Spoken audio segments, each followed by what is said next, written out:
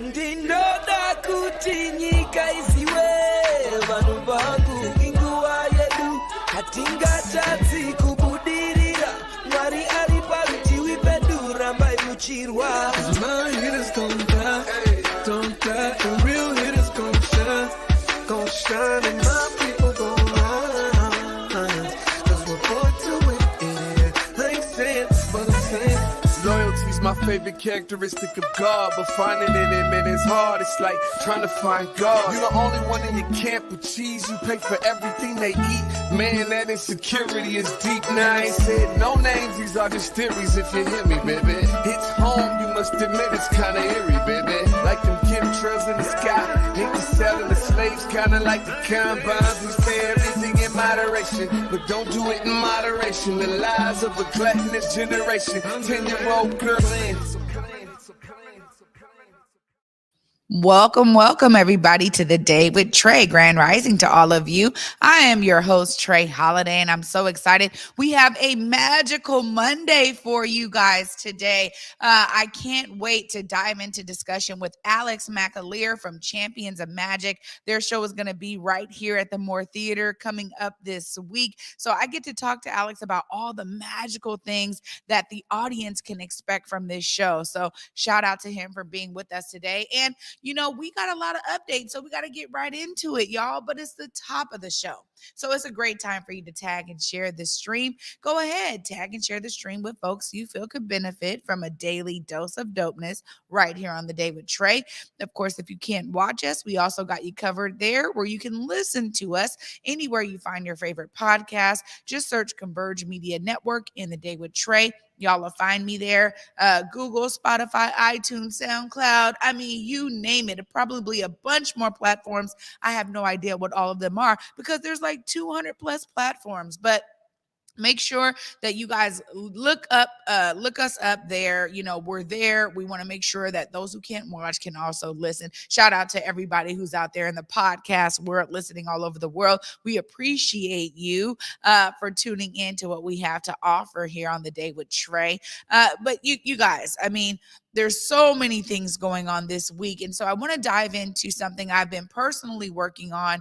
And I'm so excited in terms of my advocacy for the creative economy here. Y'all know I've been all over the grounds trying to make sure that we can build it up. And the William Gross Center is opening today. It's really exciting. They have a day today where they will be opening it up about their business kind of pipeline that they have going on. It's a real extension from what Black Dot has been doing with Mastermind Mondays and their business connection. So tonight you guys can check that out. But all through the week, there's some amazing events that are going on because there's specific pipelines at William Gross Center. We got business and innovation, but we also got STEM. That's right. On Wednesday, anybody who's interested in the STEM world can go there, check out what they're going to be doing. Some amazing things in AR, VR, and digital realities and all kind of things that they're doing with coding. I mean, we're really utilizing these opportunities to connect young folks to the pipelines that are here in terms of our economics. We know that we have a huge tech industry here in Washington State and particularly in Seattle. But this right here, that day on Wednesday, is for all of those who are looking to connect with that. And you just saw it there. Curtis put it up there on the screen. There it is. Creative Economy Day. That's the day I've been working on and the connections I've been working with. Shout out to All Is Well, because they are one of the first commercial production agencies that partnered with the William Gross Center to create an intensive 12-week internship for those who are looking to get their skills all the way up so that they can introduce themselves to the creative fields right here. And though we may not be producing a lot of films, we definitely produce a lot of commercials. So I want to send a huge shout out to Obsidian also Productions, because Winfield Ezel and my guy James, they've both been on it. So I just want to thank you both for all the work that you guys have been doing with me on this Creative Pipeline Day. That's going to be on Thursday. So again, if you guys are looking forward to some of these events, you guys can can definitely check it out on Eventbrite. Just type in William Gross Center and you guys can register for any one of these events. And then Friday is the big community celebration. It's going to be the ribbon cutting day on Friday. For anybody who has driven past the former Fire Station 6, which is now home to the William Gross Center for Cultural Innovation, you will see that there is a new sign out front showcasing William Gross's amazing face, but also this is the legacy of someone who came here to the Seattle area as a Black man and really started building up entrepreneurship. He was a hotelier, so many different things that he had in terms of, businesses and enterprise. And this space is really saying, we're paying homage to that legacy, but we're also making sure that we are creating direct pipelines into industries that we know exist here and giving folks the opportunity to build up their skill sets so they can really participate in these livable wage income industries we have here throughout Seattle. And really it's throughout Washington, but we know Seattle is such a hub of that. So I just want to thank everybody who's been involved. There's been so much work put into this for many years. Shout out to Africatown Community Land Trust because they were fighting for this property for a very long time, about 4 to 5 years before they actually got the keys, and now we're ready to open up this space. This is phase 1 of this development. And so for all of those out there that are like, man, I'm interested, or hey, I work at a tech company, I need to figure out how to connect and plug in, or I work at a commercial production agency or a professional studio, I need to see how to plug in. Please do that because, again, this is an opportunity to build real partnership and strong connections with relationships to give young folks and others the opportunity to really build their skills up and connect to major industries. So I'm so excited for all the work that's going on. That's all throughout the week, y'all. So make sure you check it out on Eventbrite. And then coming up, we're going to be talking about this throughout the week as well. Walk the Block is hitting the streets, you guys. Walk the Block is an art festival and fundraisers happening on September 17th from 2 to 6 p.m. The main goal is for Wanawari to raise $100,000 so they can celebrate all of the work that they do. And, they've already paid for the event. And so they want to let you guys know that they have, amazing programs that these funds will go towards. Some of those programs are their homeowner organizing for arts-based solutions to displacement. They also have free of cost community meals prepared by Black and Indigenous chefs.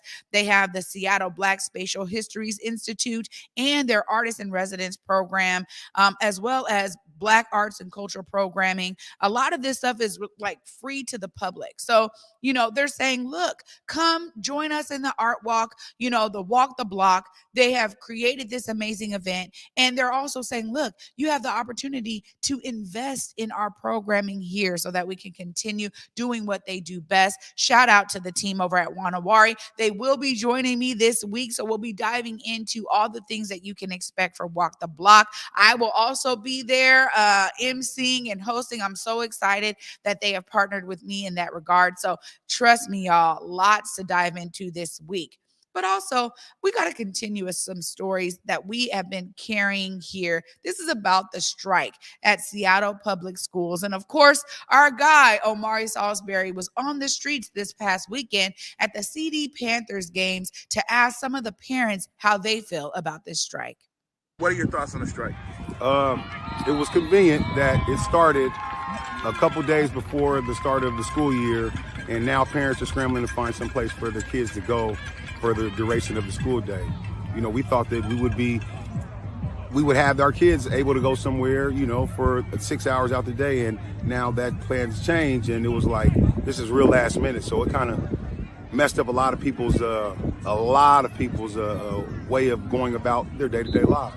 What do you think about the actual reasoning why they're going on strikes? They said they need more funding for multilingual learners, special education programs that benefit Black and brown children. And also they said that their pay increase hasn't kept up with inflation. I agree totally. Play the teachers. I mean, we found out during the pandemic how important it is and how difficult it is to raise only 1 or 2 or 3 children. And they're dealing with 20 to 25 children on a day-to-day basis. And if that's anything for a parent to say, hey man, the teachers need to get paid, I agree totally. But on the other hand, it's like, you know, I feel like they should have maybe asked for it a little bit earlier. What are your thoughts about the strike? The strike, I can say that it has affected, child care. As school has not started, these kids are at home, and I mean, they should get paid for what they do. They do have the kids more than they have their parents. So I'm with them on that, but it's just, they need to come to a conclusion real soon. So it sounds like even though you're being inconvenienced as a parent, you're basically on the side of the teachers. Definitely. I understand how difficult it can be being a teacher. Like I said, we did that during the pandemic where we had to be teachers. So basically, you've been impacted by the strike, but at the same time, you think that the teachers should get what they're asking for? Yes. I'm not saying that the teachers are greedy or nothing like that. It's just a sicky situation, and the kids, black, brown, white, whatever, they're getting the short end of the stick because they're not learning right now. So they're figuring it out on their own, And speaking of figuring it out, what are you doing now? What plan did you come in place for your son? Kind of. It was summer still. We're still in summer, like. He does a little bit of studying, but mostly is coming outside and playing. So he's getting all of his gym time and, playing video games. Like, what else can you do? I don't have a curriculum. They didn't give me one. How long do you think the strike's going to last? Possibly 2 weeks, like Kent. But I wish they would wrap it up sooner than that so these kids could get to school. Pay the teachers, but also teachers get these kids back in there. They need you. They're ready. We're ready. I know you guys are ready. Get your money, but also let's reach an agreement and get these kids in school. Yeah, it's great to hear from some parents of Seattle Public School scholars. I know for me, I understand where they're coming from. And it is one of those issues where you want to support the teachers. And yet I really hear, this idea of, hey, maybe they could have done it sooner. I don't know if, them coming doing this during summertime was an option. But, I think that they strategically placed it like this. But unfortunately, a lot of parents are experiencing that kind of, burden a little bit, not burden of their children, but just like, now we need to figure something else out. And so shout out to all the parents that are involved in the Seattle Public Schools. I have scholars there because we know that this is also affecting you all. And shout out to those scholars. I know that the teachers do want to get you guys back in the classroom soon. So we'll keep you guys up to date. We have a couple more stories we want to share on that this week. Well, coming up after this short break, you guys, we got Alex McAleer in the building from Champions of Magic. That show is going to be at the Moore Theater later this week. I get to dive into Alex about all the magic the audience can expect to see at this show. Stay tuned after this short break. It's going to be magical. You don't want to miss it. You're watching The Day with Trae. Hey guys, Basic Gordon here. On September 18th, we're all going to Cheney Stadium for the Summer Sky Music Festival, featuring performances by Moneybagg Yo, Glorilla, Tory Lanez, Polo G, and more. Grab your tickets right now at Ticketmaster.com and use code CONVERGE for a discount. Baseball is a beautiful game, especially when played in community. Earlier this summer, Baseball Beyond Borders took a powerful, eye-opening journey through the heart of the South, which included baseball, civil rights, and reconciliation.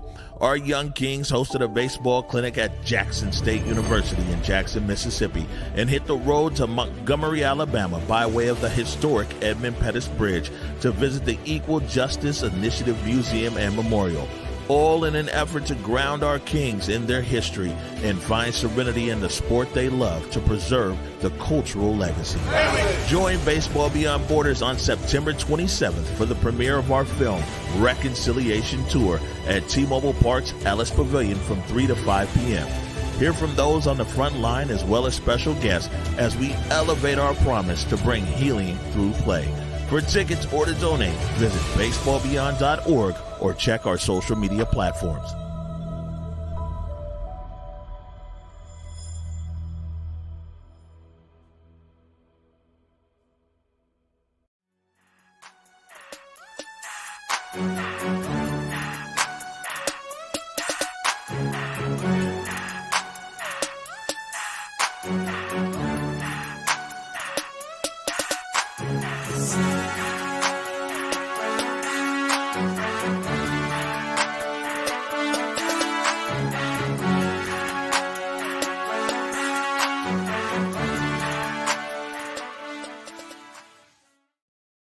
Welcome back, everybody, to the Day with Trae. And joining me from the UK is Mr. Alex McAleer. What's up, Alex?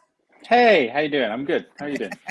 Hey, well, I mean, okay. So when I first heard about this show coming here, I got to tell you, I am such a fan of the illusionist world, like all things magic. Tell us a bit about your background. What got you into magic and illusionism? I don't even know how to say it.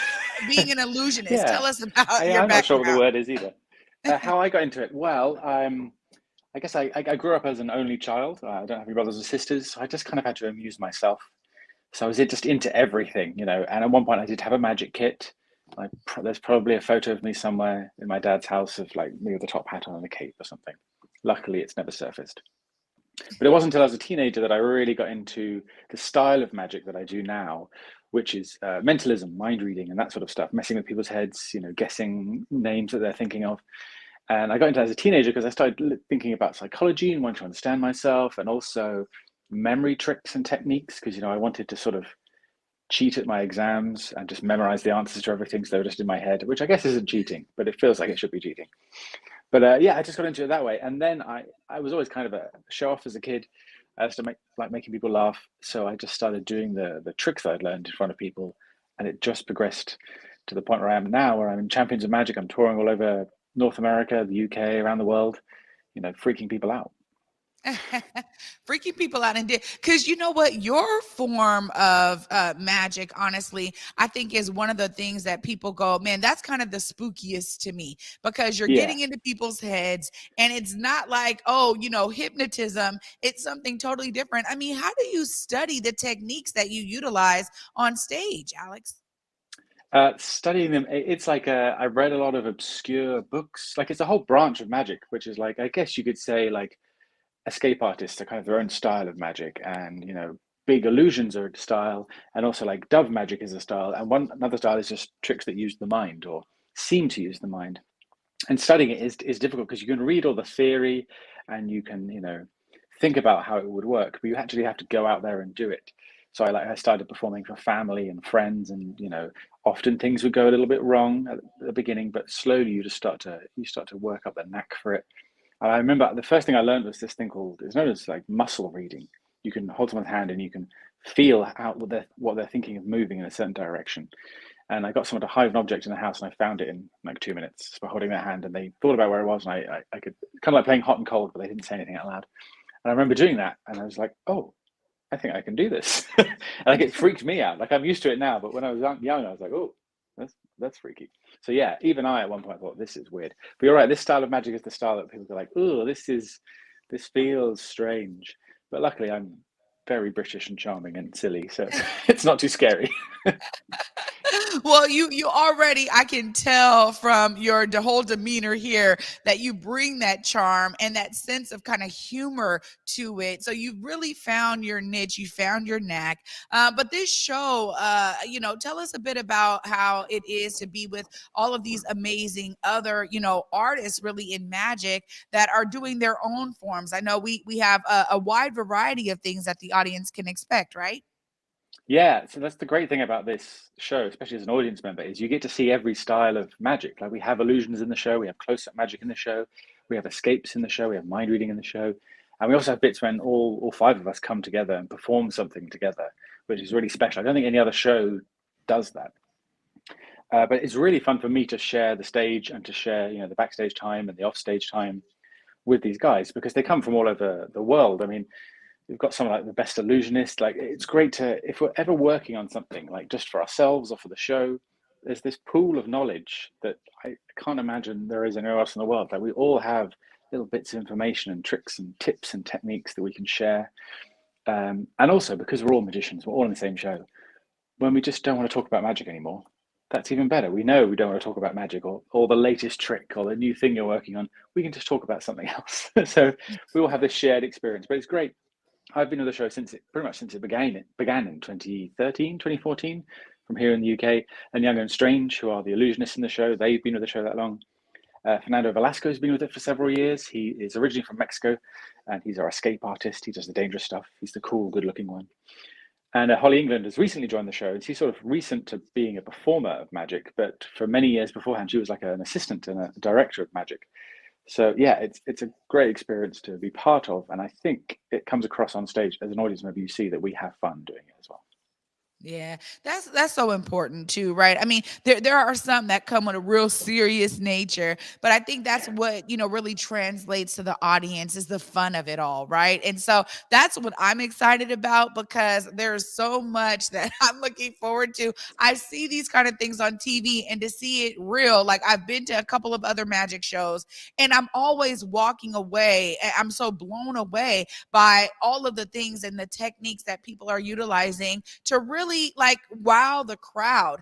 One of the things I want to ask you, because honestly, I'm only sure of this, that every show you do, even if you have a specific way you're going to do something, the audience brings about a different, dynamic to every show. So they've got to be different. Tell us a bit about that now that, this tour, you've been on it for a long time, like you said, since the show began. How have you experienced kind of the evolution of that and how the audience makes the show different? That's like, because it happens like the audience kind of definitely dictate, especially with what I do, because I walk out on stage knowing that I'm going to do this with one person, this with another person, and then this with the whole group in the audience. But with what I do, it's like I only have a vague idea of what's going to happen because I'm reading people's thoughts. It's what they're thinking and doing and how they react and respond that dictate what I then do. That's hence why I try and keep it kind of lighthearted and fun, because I'm kind of improvising. I'm kind of trying to be like a stand-up comedian where I'm just keeping the plate spinning and keeping everyone happy and entertained. But yeah, there are things throughout the show's whole time that have changed because of the audience. So like if the audience really respond to, for example, we put something in the show where it's all of us on stage and we talk about the first trick we ever learned, one of the first tricks we ever learned.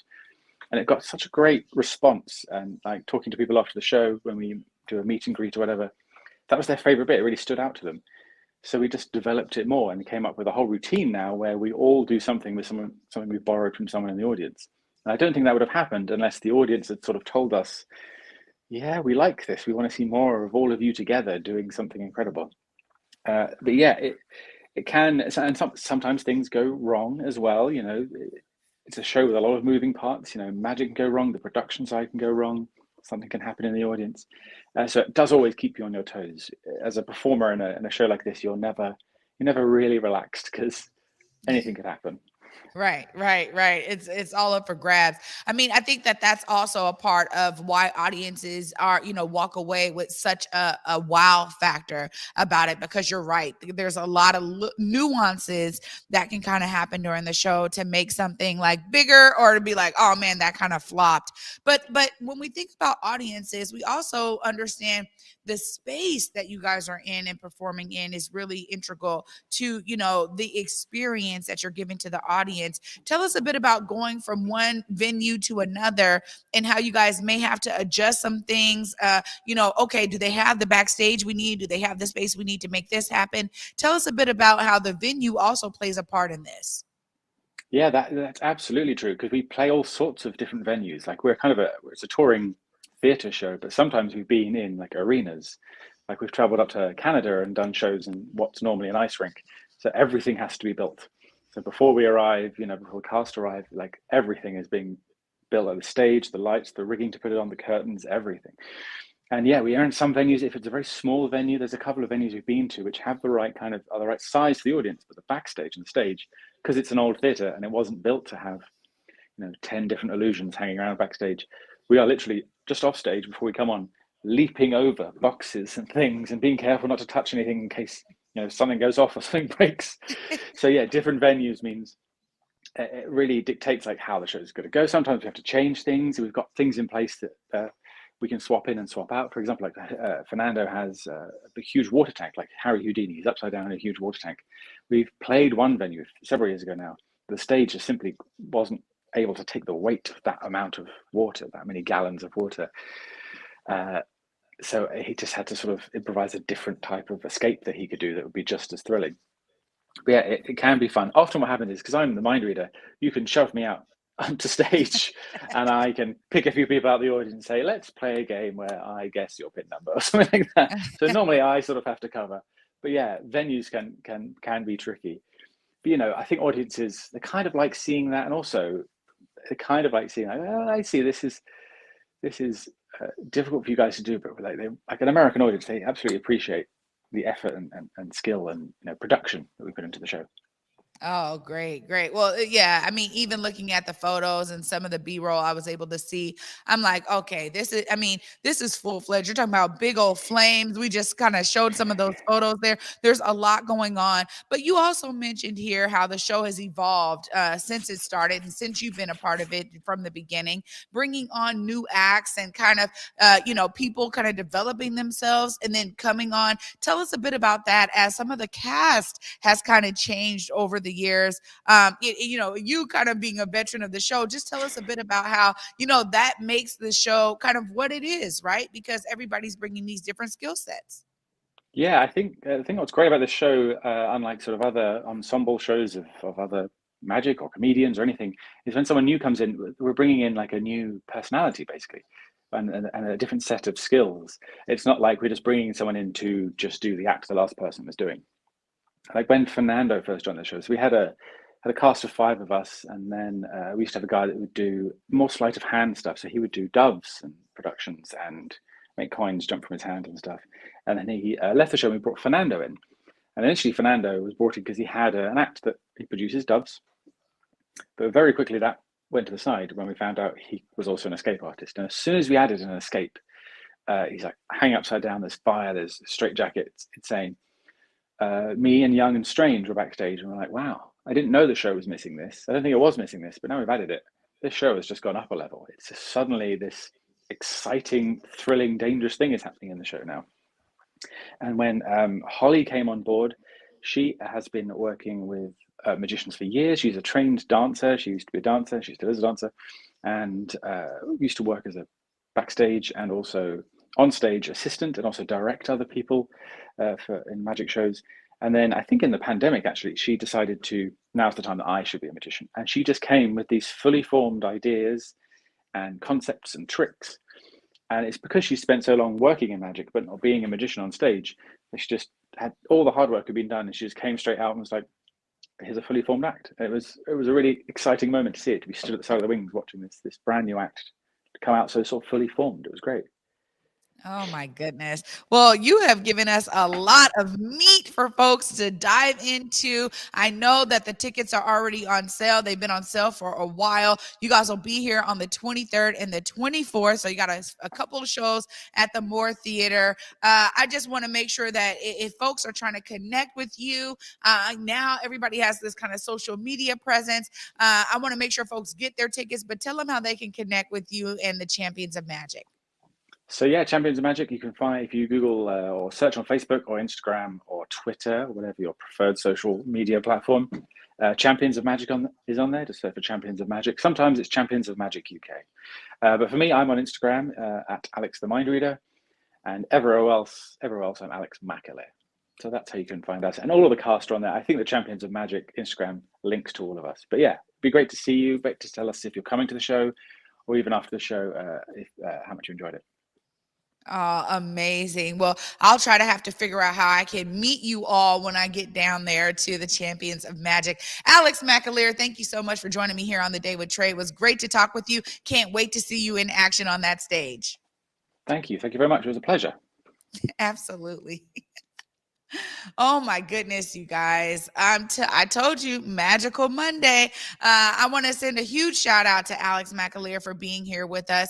And of course, I get to wrap everything up and make sure y'all know exactly how to get your tickets to that show right after this short break, y'all. Stay tuned. You're watching The Day with Trae. Hey guys, Basic Gordon here. On September 18th, we're all going to Cheney Stadium for the Summer Sky Music Festival, featuring performances by Moneybagg Yo, Glorilla, Tory Lanez, Polo G, and more. Grab your tickets right now at Ticketmaster.com and use code CONVERGE for a discount. Hey y'all, my name is Nicole Harvey and I proudly serve as the Director of Community and Family Engagement at Seattle Jazz Ed, and I'm here to let y'all know that we're getting to launch our fall programming the first week of October. So if you're a student or you know a student between the grades 4 through 12 that is interested in playing music, whether they're a beginner or they've been playing for a long time, we have saved a seat for you. For more information, please visit our website at www.seattlejazzed.org. All of our programs and classes are offered on a sliding scale tuition policy, which means that families get to choose what they pay, no questions asked. We also have free loaner instruments available for every student to use. If you have questions, you're welcome to contact us via email or by phone at programs@seattlejazzed.org or 206-324-5299. Basically, fam, believe in giving. Like, we have to be willing to give more, and people seem to always think giving means money, but nah, bro. It's like you can give time, you can give understanding, you can give access, you can give a listening ear and an open heart. You can give and share your God-given gifts and talents, but you just got to give.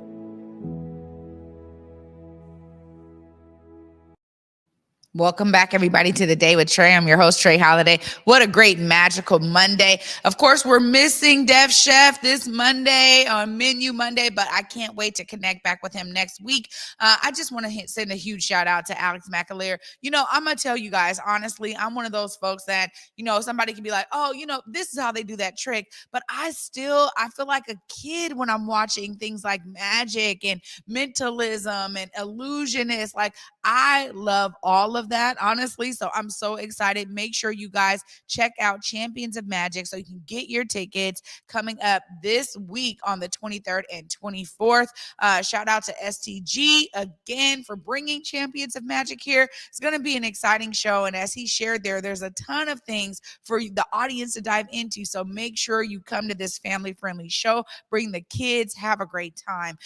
Also, you guys, like I said, today, opening up is William Grove Center for their business pipeline. So if you are in the business world, if you have a business, or if you're looking to mentor young folks or other business owners, or you're a person starting a business, it's a great opportunity for you to start plugging in to the programming that they're doing right there at William Grove Center tonight.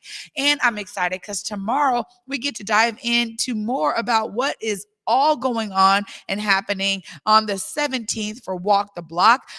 We got Juana Wari is going to be in the building with Alicia Johnson, and also Jasmine Scott is joining us once again.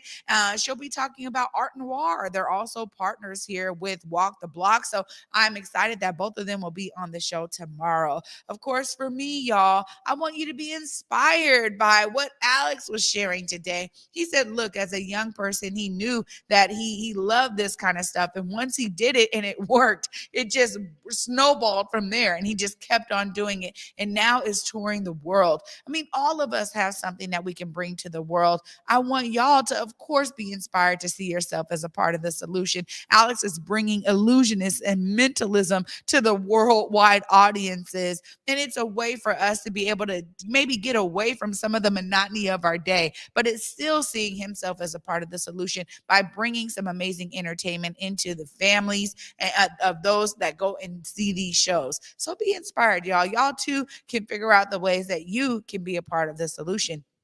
And for me, until tomorrow, y'all, at 11 a.m., peace.